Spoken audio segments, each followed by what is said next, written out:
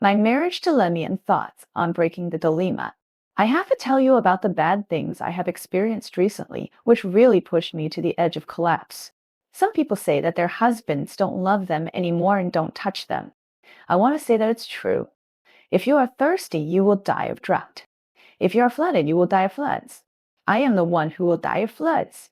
When I just got married, my husband and I were living in different places. I was alone at home, taking care of two children. Although my parents-in-law could help, others could not understand the trivialities and hardships of taking care of children. My husband worked hard for his career in another place and only came home once a month. But every time he came back for me, it was more like simply to meet physiological needs. I felt very uncomfortable and asked him many times to live together as a family, but he always refused because his career was more important. In this way, we lived in different places for a full 10 years. Finally, we moved to the same city.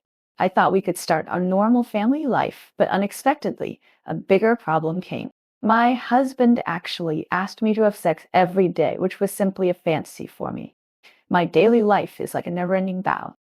I went out to work early in the morning and was so busy at work that I was overwhelmed by all kinds of work tasks. After get off work, I rushed home in a hurry to take care of the children's eating, drinking, defecating and urinating, tutoring homework, washing clothes, cooking and cleaning. I was busy all the time. After finishing all this, my body was tired and my spirit was exhausted. But my husband works at home, so he has relatively free time and seems to have extra energy. There were several times when I fell asleep halfway through sex. This was not intentional on my part, but my body was at its limit and could not support it at all. I tried to communicate with my husband, hoping that he could understand me and give me some rest time even once or twice a week. But he didn't listen at all. Not only did he disagree, but sometimes he even forced it. This made me feel like an object that was manipulated at will without dignity and respect. Now I'm even seriously considering divorce. I really don't know what to do. Calm down and think about it. This frequency of every day is really too abnormal.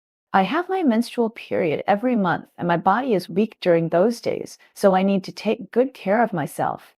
I also want to have time to go out and relax, or watch TV or play with my phone at home to relax.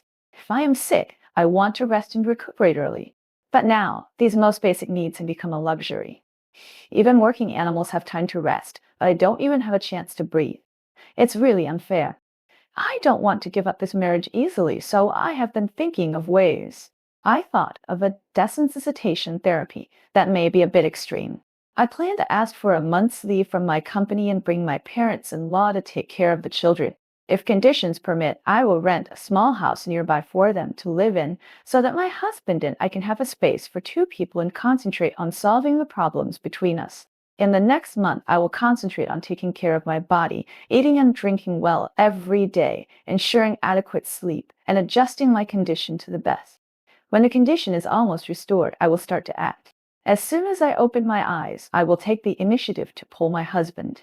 My husband works from home, and except for his eating, sleeping, and working time, I will pull him whenever I have the chance. If the bed is not convenient, the living room, kitchen, toilet, anywhere will do. The goal at the beginning is at least 10 times a day. If the number is not enough, start again. If there is still energy after 10 times, increase it to 20 times. I just want him to be afraid of this matter and be afraid of it at the thought.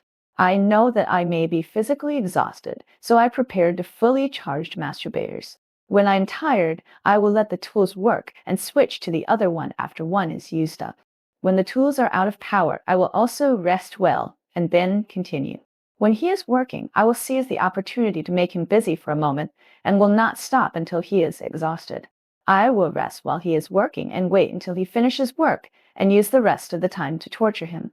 I don't care about eating and drinking water, and I just want him to feel the pain I am in now. I know this method sounds outrageous, but I really have no choice. I also know that our marriage has not been healthy from the beginning.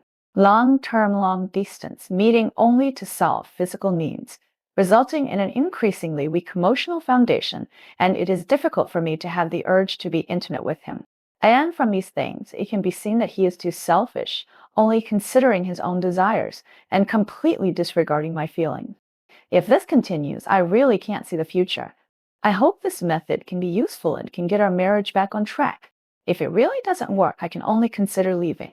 After all, I can't keep suffering like this.